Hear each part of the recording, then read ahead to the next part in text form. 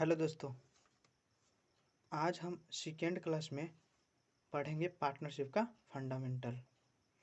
दोस्तों, इससे पहले वाले जो हमारे वीडियो नहीं देखे हैं पहले वो देख लीजिए, उसके बाद ये वीडियो देखिएगा। Partnership, fundamental of partnership form. इसमें देखिए टॉपिक्स टू बी कवर्ड क्या क्या करना है। पहला, profit and loss appropriation account. दूसरा, पार्टनर्स कैपिटल अकाउंट। तीसरा, इंटरेस्ट ऑन ड्रॉइंग। चौथा, इंटरेस्ट ऑन कैपिटल।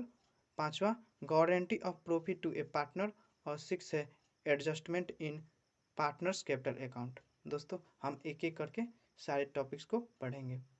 आज हम थोड़ा थ्योरी थ्योरी सेक्शन को देख ले। थ्योरी में इसमें इस चैप्टर में थ्योरी क्या क्या है।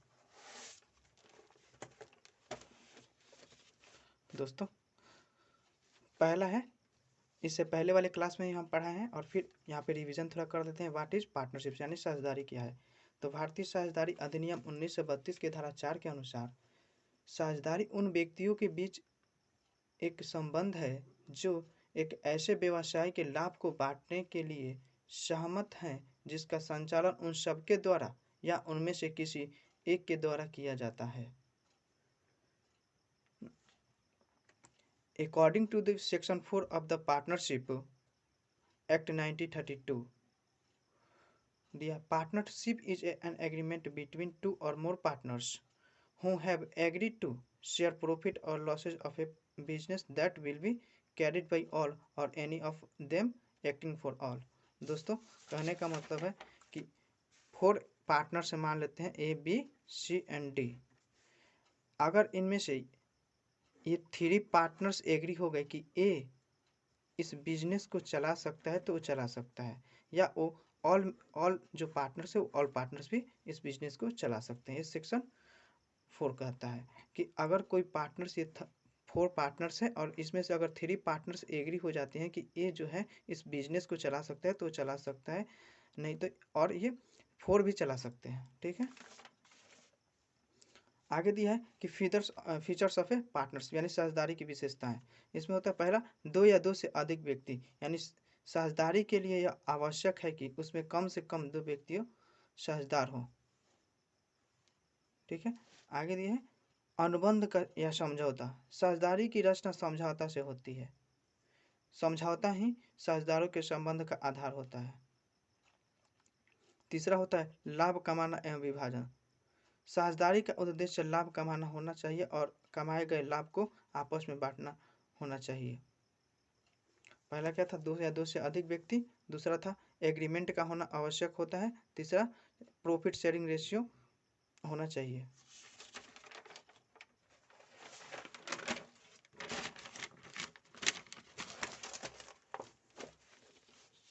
इसके नेक्स्ट आगे दिया संचालन। व्यापार का संचालन उन सबके द्वारा अथवा उन सभी की ओर से किसी एक साझेदार के द्वारा किया जाना चाहिए।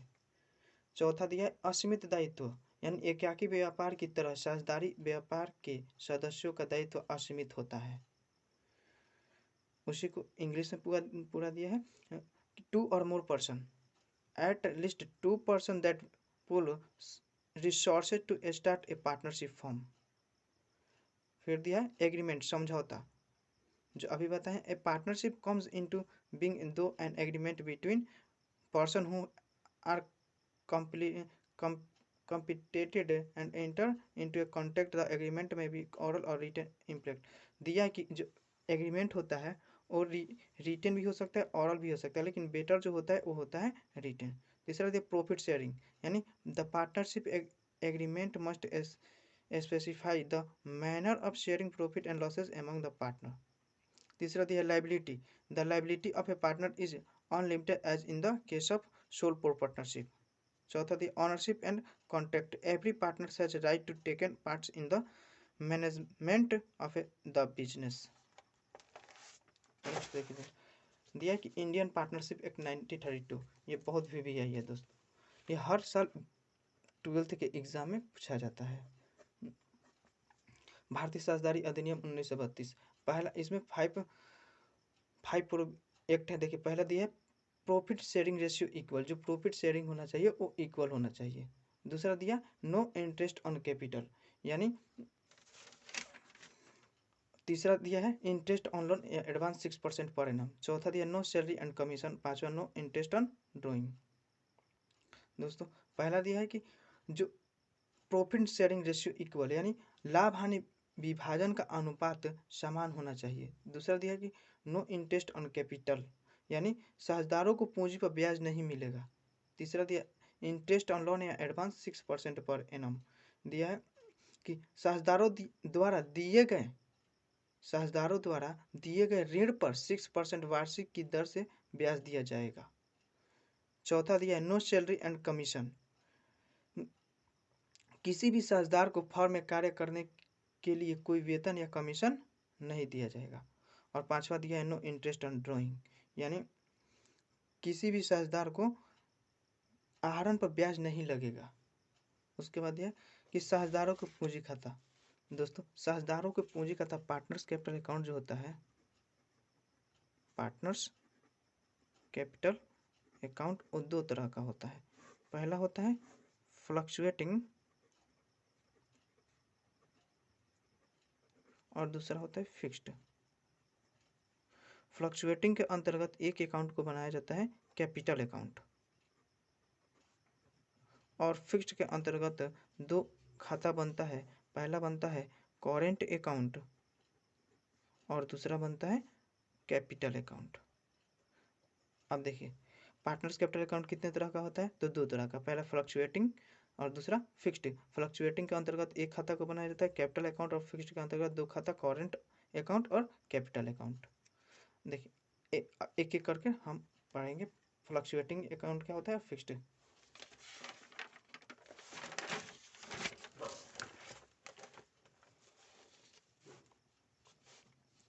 देखिए फ्लक्चुएटिंग कैपिटल चल या परिवर्तनशील पूंजी।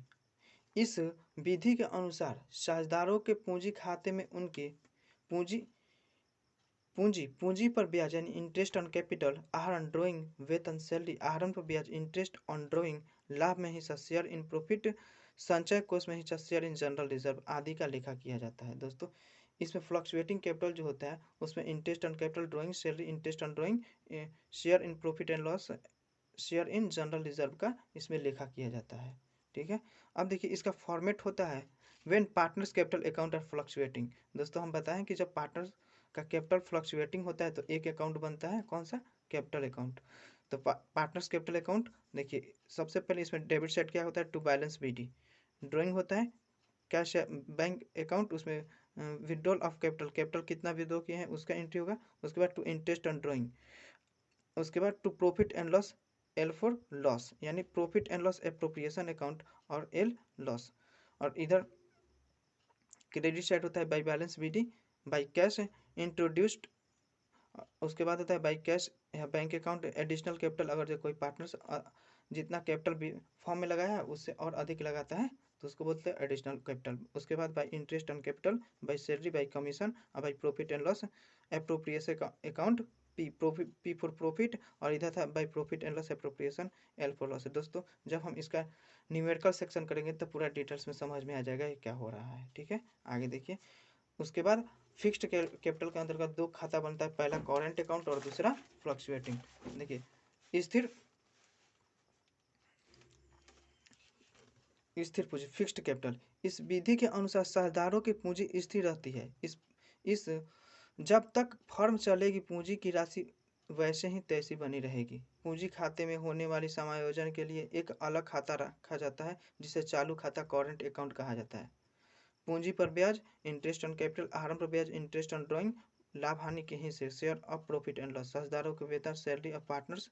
दोस्तों इसमें जो होता है interest on capital, interest on drawing, profit and loss, share of profit and loss, ये सब दिखाया, लेकिन साझेदारों को जो वेतन होता है उसको इस खाते में नहीं दिखाया जाता है। ठीक है, पार्टनर्स कैपिटल अकाउंट देखिए, उसमें से पार्टनर्स कैपिटल अकाउंट में ओनली एक ही एंट्री होता है उसका ओपनिंग बैलेंस, यानी बाई बैलेंस बीडी, और बाई कैश अकाउंट अगर एडिशनल कैपिटल उसमें इंट्रोड्यूस किया है तो वो और दोनों से टैली कर यहाँ पे अगर उसमें कुछ परमानेंट विड्रॉ किया है तो उसको एंट्री करेंगे, और उसके बाद दोनों से टैली करके by balance to balance BCD कर देंगे।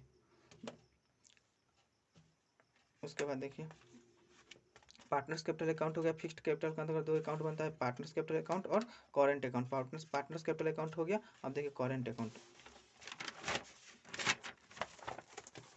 ये रहा करेंट अकाउंट का फॉर्मेट। करेंट अकाउंट में देखिए इसमें सबसे पहले डेबिट साइड क्या होता है, to balance BD in case of debit opening balance, इसका ओपनिंग बैलेंस डेबिट का इसमें दिखाते हैं। उसके बाद to interest on drawing, to profit and loss, यहाँ पे अप्रोप्रिएशन छोटा है दोस्तों, ए डबल अप्रोप्रिएशन लिखिए लॉस, और उसके बाद टू बैलेंस सीडी करते हैं। उसके बाद credit side by balance BD, इसमें क्रेडिट का ओपनिंग बैलेंस दिखाते हैं। उसके बाद salary, commission, interest on capital, profit and loss, appropriation account, profit दिखाते हैं। और उसके बाद by balance CD debit side का, उसके बाद दोनों साइड टैली कर देते हैं। दोस्तों ये रहा मेरा कुछ फॉर्मेट था। यानी फॉर्मेट क्या चीज़ का था, तो पार्टनर्स कैपिटल अकाउंट दो तरह का होता है, पहला फ्लक्चुएटिंग, दूसरा होता है फिक्स्ड। फ्लक्चुएटिंग के अंतर्गत एक खाता बनता है पार्टनर्स कैपिटल अकाउंट, जो यहाँ पे हम देखें पार्टनर्स कैपिटल अकाउंट। और उसके बाद फिक्स्ड कैपिटल के अंतर्गत दो खाता बनता है, पहला पार्टनर्स कैपिटल अकाउंट और पार्टनर्स करेंट अकाउंट। ये ओनली मैं फॉर्मेट यहाँ पे दिया हूँ। उसके बाद जो पहला मेरा टॉपिक था यहाँ पे, topics to be covered, profit and loss appropriation account. आज हम इसको पढ़ेंगे, profit and loss appropriation account क्या होता है। ठीक है,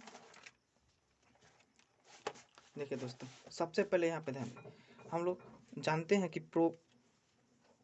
11th क्लास में जो फाइनल अकाउंट था, यानी trading and profit and loss account, profit and loss account, इसमें क्या होता था कि जितना भी इधर एक्सपेंस होता था, इधर रिवेन्यू होता था, और रिवेन्यू में से एक्सपेंस को घटाते थे, तो यहाँ पे क्या निकल कर आ जाता था, मेरा नेट प्रॉफिट। जितना भी रिवेन्यू होता था उस रिवेन्यू में से जितना भी एक्सपेंस को घटा देते थे, तो क्या निकल जाता था, नेट प्रॉफिट। अब इस नेट प्रॉफिट को वहाँ पे सोल प्रोप्राइटरशिप था दोस्तों, उसमें एक ही व्यक्ति काम करने वाला था। लेकिन ये पार्टनरशिप है। एक बात बताइए, ये नेट प्रॉफिट जो निकल कर आया है वो तो एक ही पार्टनर से ले रहा है। अगर इस नेट प्रॉफिट को अगर दो चार आदमियों में पार्टनर्स में बांटा जाए, तो इस नेट प्रॉफिट को एक अलग खाता बनता है जिसका नाम है profit and loss appropriation account. दोस्तों profit and loss appropriation account,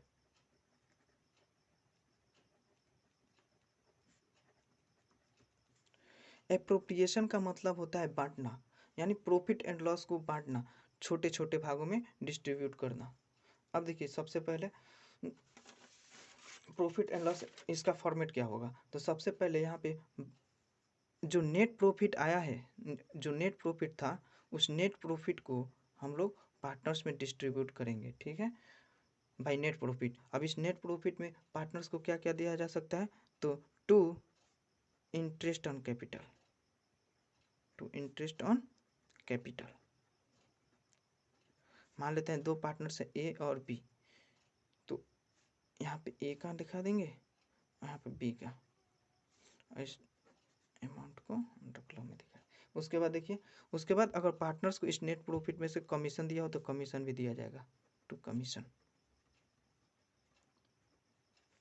partners कितने हैं, दो पार्टनर्स को अमाउंट दे दिया जाएगा। उसके बाद पार्टनर्स को सैलरी दिया जाता है, टू सैलरी। पार्टनर्स दो हैं तो दो पार्टनर्स को सैलरी दे दिया जाएगा। और एक जनरल रिजर्व दिया जाता है, टू जनरल रिजर्व। देखिए बाय नेट प्रॉफिट में से अगर कोई पार्टनर्स, ये देखिए बाय नेट प्रॉफिट कहाँ से आया था, तो ट्रांसफर फ्रॉम